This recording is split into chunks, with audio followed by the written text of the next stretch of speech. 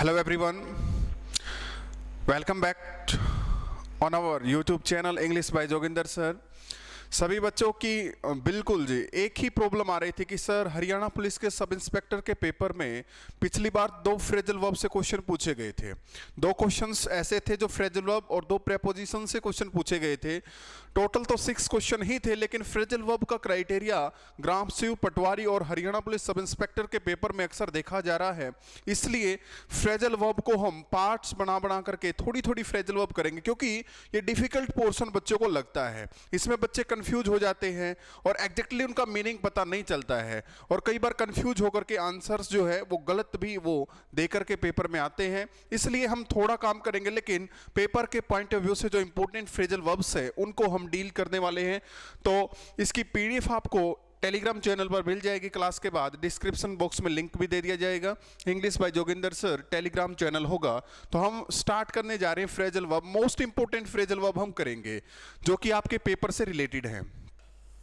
तो phrasal verb में 2 ऐसी फ्रेजल वर्ब हैं जो बार बार बच्चे को कंफ्यूज करती रहती हैं। एक तो पुट ऑफ, एक फ्रेजल वर्ब है हमारी पुट ऑफ, और एक है कॉल ऑफ। पहले हम 2 फ्रेजल वर्ब को डील करने वाले हैं। एक बार आप नोट करते रहें, साथ साथ अगर नोट करना चाहते हैं तो आप नोट भी कर सकते हैं। पुट ऑफ और कॉल ऑफ का क्या मीनिंग होता है? ये अक्सर एसएससी, सीडीएस, एनडीए और बहुत सारे एग्जाम्स में देखी गई हैं, और हरियाणा पुलिस सब इंस्पेक्टर के पेपर में भी पूछी गई हैं। तो पुट ऑफ का मतलब क्या होता है और कॉल ऑफ का मतलब क्या होता है, ये आप बच्चों को पता होना चाहिए। बार बार ये पूछी जा रही हैं। तो पुट ऑफ का मतलब क्या होता है? पोस्टपोन, स्थगित करना, पोस्टपोन करना। पोस्टपोन को हम क्या बोलते हैं? Put off. और कॉल ऑफ का मतलब होता है कैंसल करना। और इस कॉल ऑफ से रिलेटेड एक वर्ड और आता था जो मैं यहां पर लिख रहा हूं, कॉल फॉर। इसका मतलब होता है डिमांडेड।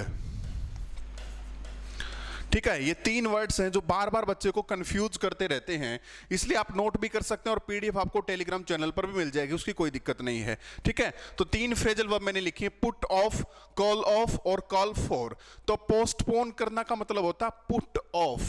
ठीक है, पोस्टपोन करना, जैसे मैच को कैंसिल कर देते हैं या फिर किसी मीटिंग को पोस्टपोन करते हैं। तो क्वेश्चन आएगा the meeting was put off।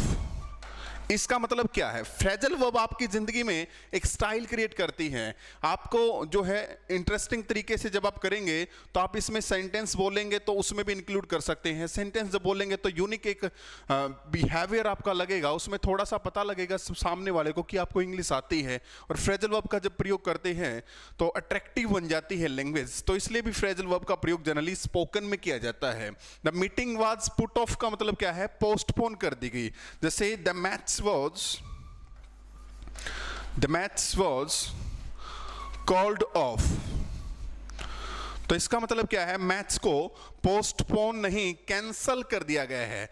तो मैच वाज कॉल्ड ऑफ का मतलब है कैंसल करना, और पुट ऑफ का मतलब होता है पोस्टपोन कर देना। पुट ऑफ का मतलब रख दिया है, ठंडे बस्ते में रख दिया, यानी कि बाद में देखेंगे।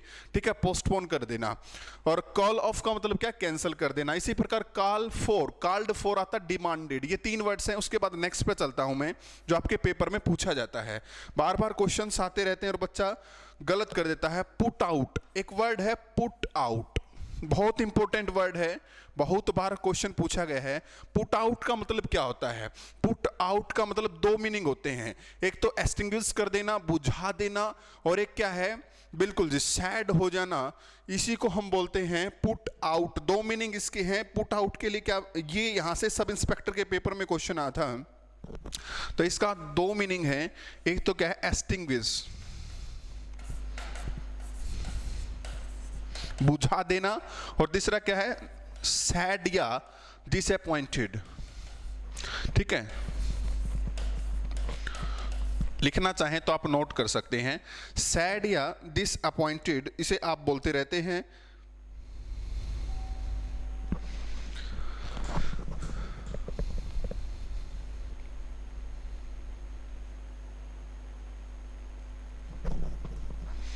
तो पुट आउट का क्या मीनिंग है बच्चे? पुट आउट का मीनिंग क्या होता है? पुट आउट का मतलब क्या? बुझा देना। जैसे कैंडल को आप क्या करते हैं? बुझा देते हो। और इसी प्रकार जब आपकी सुनता नहीं है या आपने कोई कंप्लेन की, उसके प्रति कोई जवाब नहीं आता, तो आप सैड हो जाते हैं। तो यहां से सब इंस्पेक्टर के पेपर में क्वेश्चन आता है एज इट इज। ये सीडीएस के पेपर में पूछा गया है और उसी को एचएसएससी ने रिपीट करवा दिया था। तो क्या क्वेश्चन था मैं यहां पर लिखने वाला हूं आपसे, जो पूछा गया था, जैसे पुट आउट द कैंडल। तो कैंडल को आप क्या करेंगे? पुट आउट करेंगे, बुझा देंगे, एक्सटिंग्विश करेंगे। तो इसके लिए हम वर्ड यूज करते हैं फ्रेजल वर्ब पुट आउट। लेकिन आपके पेपर में क्या था? एक पेपर में जो क्वेश्चन आता वो मैं अभी लिखूंगा, प्लेंटिफ, द प्लेंटिफ, ये क्वेश्चन आया था और बच्चों को इसका पता ही नहीं चला ये कहना क्या चाह रहा है, इसकी सेंस क्या है, इसका मीनिंग क्या है, इसी का पता नहीं चला। The plaintiff was put out, the plaintiff was put out. Question पूरा लिख देता हूं मैं। The plaintiff was put out because his case was dismissed, because his case was dismissed. ये कंप्लीट क्वेश्चन मैंने लिख दिया यहां पर। आप एक बार नोट करना चाहें तो नोट भी कर सकते हैं। The plaintiff was put out because his case was dismissed. Plaintiff का मतलब क्या होता है? शिकायतकर्ता जिसे आप बोलते हैं, कंप्लेंट जो करता, कंप्लेनर जिसे बोलते हैं, जो कंप्लेंट करता है उसे हम बोलते हैं प्लेंटिफ। ठीक है, the plaintiff was put out. जो शिकायत करने वाला था वो दुखी था, उदास था, डिसअपॉइंटेड था, सैड था, ग्लूमी था, जो आप बोलना चाहें। क्यों? क्योंकि उसका केस डिसमिस कर दिया गया। तो यहां पर पुट आउट का मतलब क्या है? सैड या डिसअपॉइंटेड। तो ध्यान देंगे, दो मीनिंग है इसके पुट आउट के, एक तो एक्सटिंग्विश और एक क्या है? सैड और डिसअपॉइंटेड। ठीक है, तो ये 4 फ्रेजल वर्ब हमने की। इससे आगे हम चलते हैं। यहां तक आई थिंक आपको क्लियर होगा। पहला हमने क्या किया? पुट ऑफ, पोस्टपोन करना, पुट कॉल ऑफ, कैंसल करना। ये दोनों बहुत इंपॉर्टेंट है। कॉल फॉर डिमांडेड, डिमांड करना। और पुट आउट का मतलब क्या होता है? सैड या डिसअपॉइंटेड या एक्सटिंग्विश कर देना, बुझा देना। नेक्स्ट पे चलते हैं। 5th फ्रेजल वर्ब जो हमारी wipe out. Wipe out, wipe out का मतलब क्या होता है? बहुत ही इंपॉर्टेंट है। जैसे इरेडिकेटेड इसका एक सिनोनिम होता है, इरेडिकेट करना, समाप्त कर देना, जड़ से उखाड़ फेंकना, खत्म कर देना। जैसे अगर मैं प्रधानमंत्री बन गया तो मैं गरीबी को उखाड़ फेंकूंगा। ठीक है, अगर मैं प्रधानमंत्री होता तो गरीबी को खत्म कर देता। ठीक है, उन्मूलन कर देता। इसको क्या बोलते हैं? इरेडिकेट। इसका सिनोनिम है इरेडिकेट। लिख लेना आप अच्छे से, इरेडिकेट, जड़ से उखाड़ फेंकना, उन्मूलन करना, समाप्त कर देना, खत्म कर देना। तो wipe out is the synonym of eradicate. ठीक है, तो यहां पर आप इसका यूज करेंगे। नेक्स्ट क्या है? एक आपका बार बार पूछा जाता है ब्रेक इनटू। ये बहुत वर्ड बार बार आता है। ब्रेक इनटू का मतलब क्या होता है? बहुत बार ये वर्ड पूछा गया है। सेंध लगाना, चोरी करने के लिए जब कोई जबरदस्ती घुस जाता है घर के अंदर, उसे क्या कहते हैं? Break into. सेंध लगाना, चोरी करने के लिए जो एंटर करता है। द थीप, ऐसे आता ना पेपर में, the thief broke into the house. तो ब्रोक इनटू या ब्रेक इनटू का मतलब क्या होता है? चोरी करने के लिए जब सेंध लगा करके को छलांग करके यानी कि एंटर करता है, तो उसको हम बोलते हैं ब्रेक इनटू। बहुत ही इंपॉर्टेंट वर्ड्स हैं और आपको रट्टा भी नहीं मारना पड़ेगा। आसानी से आप क्वेश्चंस के जरिए इनको कर सकते हैं। नेक्स्ट हमारा क्या है? Look after. लुक आफ्टर, ये बहुत इंपॉर्टेंट वर्ड है। और एक होता है लुक इनटू। लुक इनटू, बहुत ही इंपॉर्टेंट वर्ड्स हैं। वैसे तो बहुत सारे हजारों फ्रेजल वर्ब्स हैं, लेकिन मोस्ट इंपॉर्टेंट और जो पेपर के पॉइंट ऑफ व्यू से इंपॉर्टेंट है वही हम डील करेंगे। लुक आफ्टर का मतलब होता है केयर करना, देखभाल करना, देखभाल करना। ठीक है, केयर करना, देखभाल करना। और इसी प्रकार लुक इनटू का मतलब होता है जांच करना, जांच करना, टू इंस्पेक्शन। ठीक है, इंस्पेक्शन करना, जांच करना। तो क्वेश्चन कैसे आएंगे आपसे? द जज is looking into the matter. The looking into the matter. The जज is looking into the matter, बहुत बार ये फ्रेजल वर्ब भी पूछा गया है और पैसिव वॉइस बनाते समय भी यूज किया जाता है। द जज is looking into the matter का मतलब जज छानबीन, जांच, इंस्पेक्शन कर रहा है, इंक्वायरी कर रहा है मुद्दे की।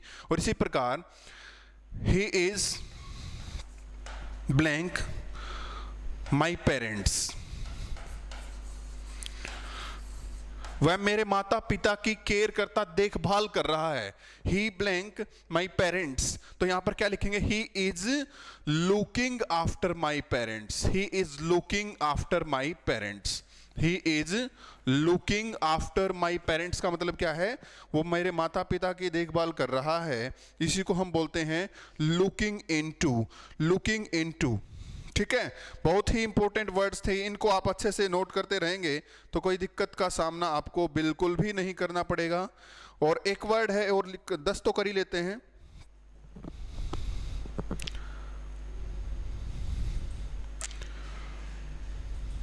ठीक है ना, पास्ट ऑफ, एक वर्ड है पास्ट ऑफ। चलो इसका आंसर आप मुझे कमेंट बॉक्स में देना, पास्ट ऑफ का मतलब क्या होता है, फिर मैं आपका आंसर दे दूंगा। ठीक है, पास्ट ऑफ से आप क्या समझते हैं, what do you mean by past of, past of से आप क्या समझते हैं, ये मेरे को कमेंट में आंसर देना इसका, ताकि मुझे पता चले कि आपने वीडियो देखी है या नहीं देखी है, या किस प्रकार से आप तैयारी कर रहे हैं, ये भी मुझे पता चल जाएगा। तो आज हम इतने ही करेंगे, ठीक है, इतने ही आज हम करने वाले हैं, बिल्कुल जी।